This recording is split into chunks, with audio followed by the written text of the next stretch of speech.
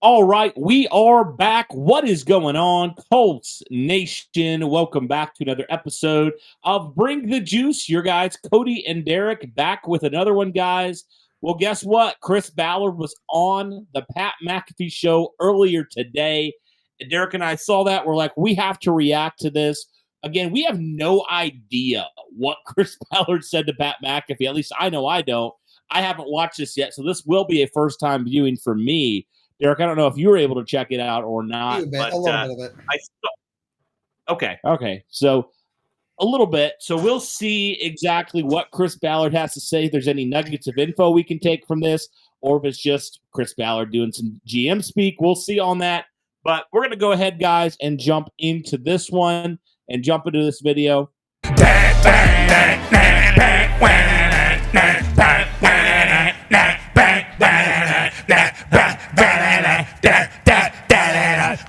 I was really feeling the beat. You guys were as well. Uh-huh. Let's go deep into the weeds, ladies and gentlemen. General manager of the Indianapolis Colts with some fresh new long hair, Chris Ballard. Yeah, Chris.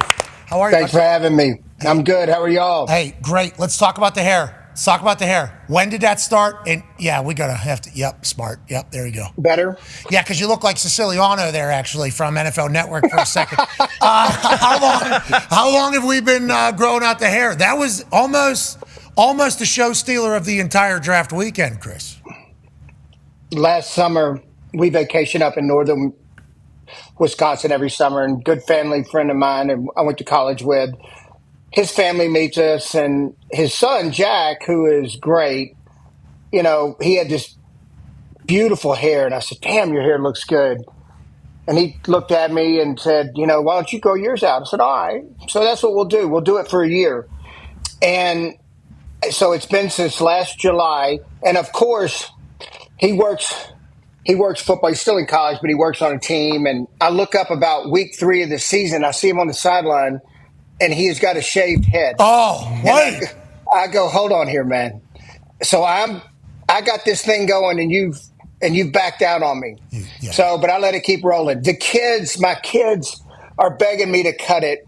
But now it's a point of pride. Now we're just going to let it roll. I love that. How's the wife feel? AJ, I'm coming to get you, AJ. Yeah, he's Yours way better. You look way better than mine ever did, man. You look good. Man, Obviously, yours super looks jacked. good, man. So are you going here if we can? We're taking this Your son lats bitch. look good. Shoulders. Yeah, you are jockey. If I go I don't know if I can go that far, but we'll see. Okay, so the hair's going. Yeah, love it. All right, Frank, put it on the ticker. Chris Ballard. Don't cut it until you win the Super Bowl. Boom. How about Okay, we'll do it.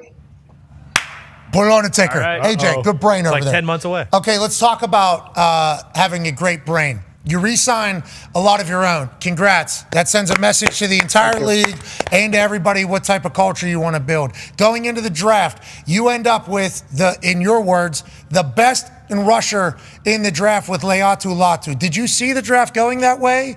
And did you think you were going to have a chance to get him in that first round?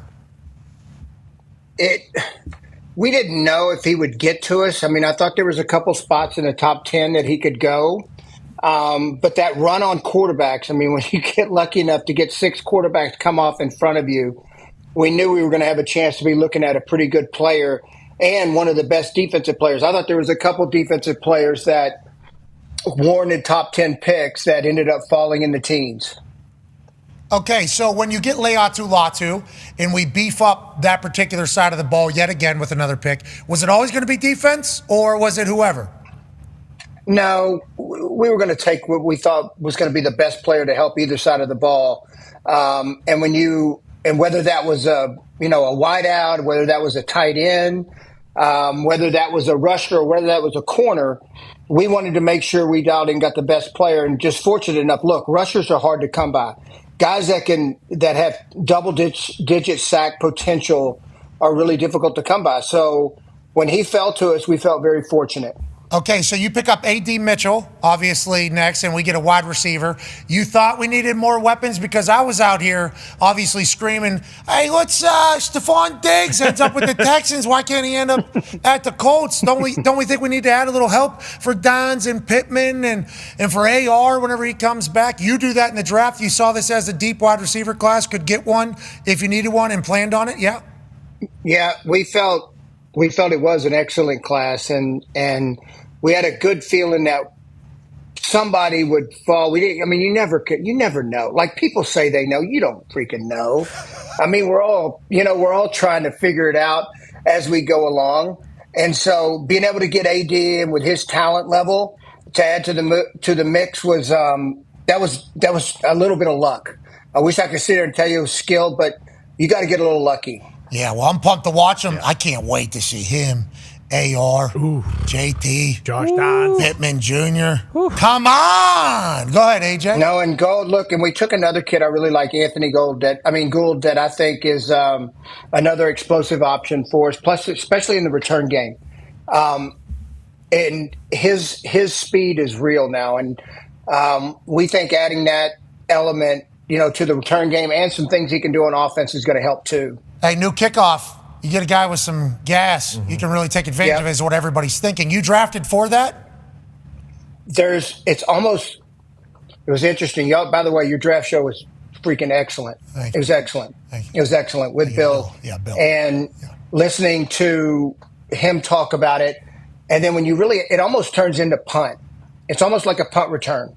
So it's a little different than it was before, where you had all this space. There's not going to be as much, more like a punt where there's not going to be as much space. So you need a couple guys that can make you miss, then have the speed to finish it. So, and we think he has that talent.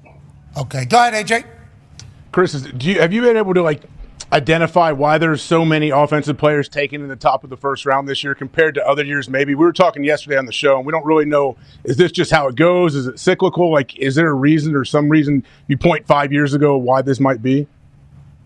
Well, I mean, look, the league is score points. I mean, without question. I mean, the rules are they're slanted that way where, they want you to score more points. So I think that has a little bit something to do with it. I think the quarterback position and the value of the quarterback position, allowed 6 guys to go, in that first 15 picks of the draft, first 12 picks of the draft really is unique. And I don't think every year you'll see it like that. I mean, to get 6, that's just a unique year.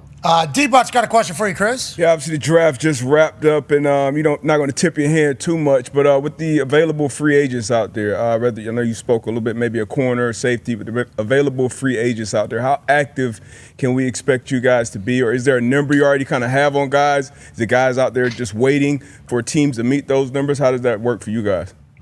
Well, I mean, right now we're always gauging that market, and we'll be pretty patient here.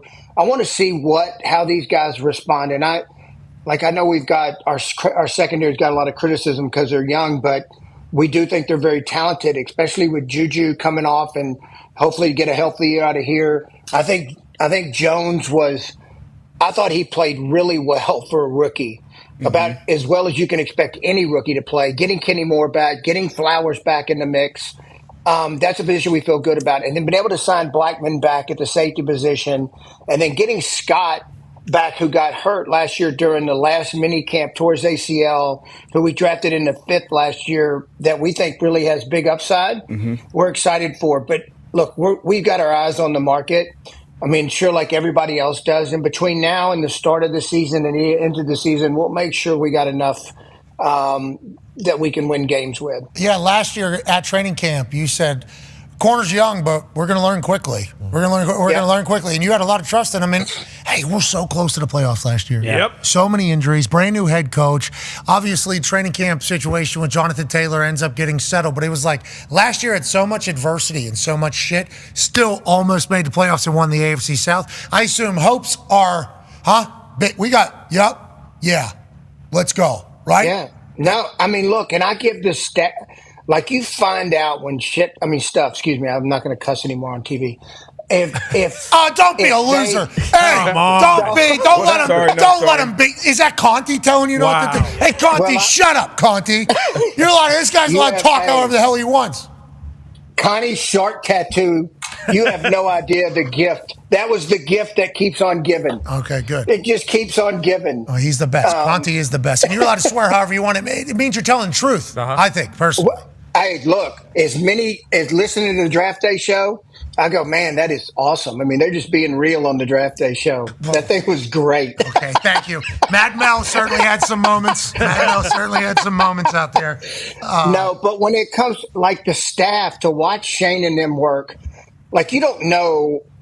I mean, the turnover with head coaches in this league is crazy. So you don't know, and to watch them react under extreme circumstances when it gets hard and still be able to find a way.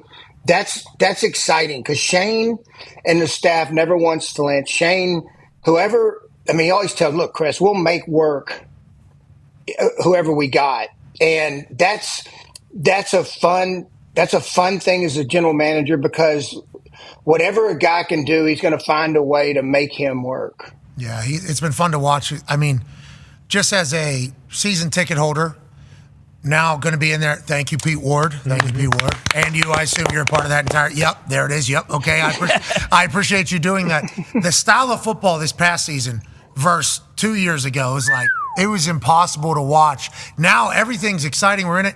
We love Shane Steichen around here, and I think for good reason. He was at the Pacers game the other night. They put him on camera. He goes, let's go. Even does like a little bit of a human motivation. I love him. I can't wait to see what your team does. I also appreciate you sticking up for a lot of people. Connor's got the last question for you. Yeah, Chris, obviously with the draft always comes teams bashing players, sometimes because, you know, they want that guy, sometimes just because they're starting a narrative. And you came out and talked about, you know, what was going on with A.D. Mitchell, and he dropped, obviously. But how do you balance that as a GM, you know, hearing those rumors and then also kind of taking into account who, you know, the person is that you interviewed? And then just out of curiosity, were you really mad because you were the one spreading rumors about A.D. Mitchell so you would get him? No, it wasn't me.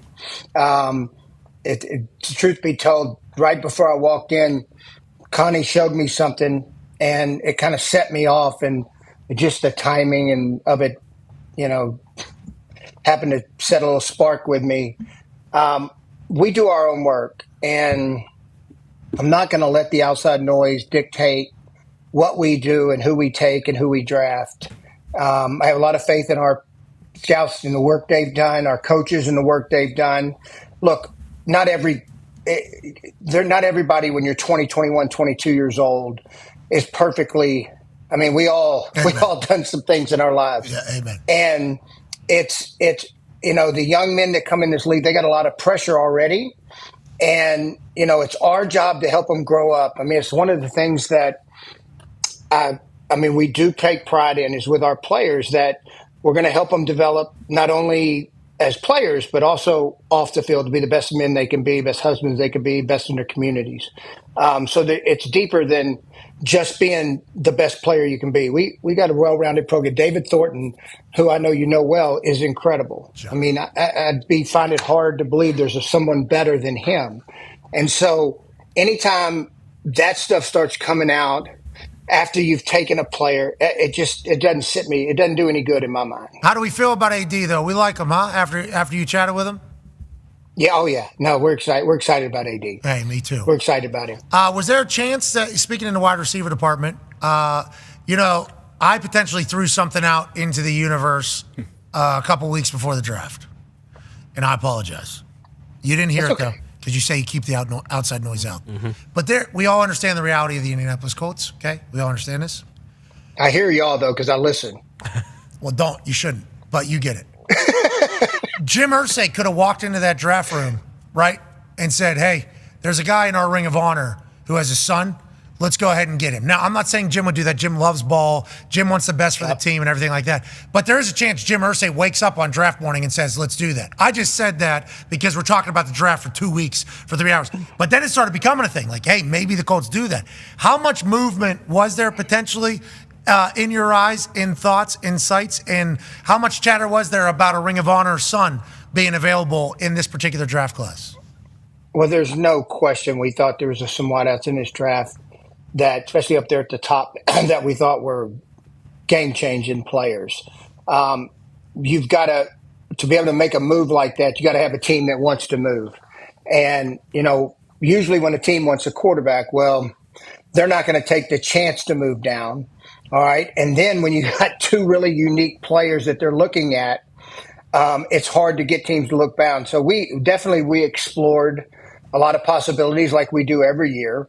But at the end of the day, we ended up staying put at 15 and taking Latu, which we're very pleased with. And then A.D. Mitchell. I mean, it feels like it worked out Yep. for every team. Seemingly, we're excited to watch them. I would always say, everybody, it's worked out for everybody right now. Not everybody. Yeah. I don't know if you hear what's going on in Atlanta, Chris. Ladies and gentlemen, Chris Ballard. Thank you, Chris. What a draft. What a draft. Chris Ballard. As we said, guys, today's episode is sponsored by Prize Picks. Now, what is Prize Picks? Prize Picks is the largest daily fantasy sports platform in North America. Instead of battling against thousands of other players across platforms, you're basically picking 2 to 6 player stat projections, and you're choosing more or less on those stat projections to be able to watch those winnings roll in. It's very easy. Do you guys want to play along at some of Prize Picks' favorite players like rapper Meek Mill and UFC fighter Sugar Sean O'Malley?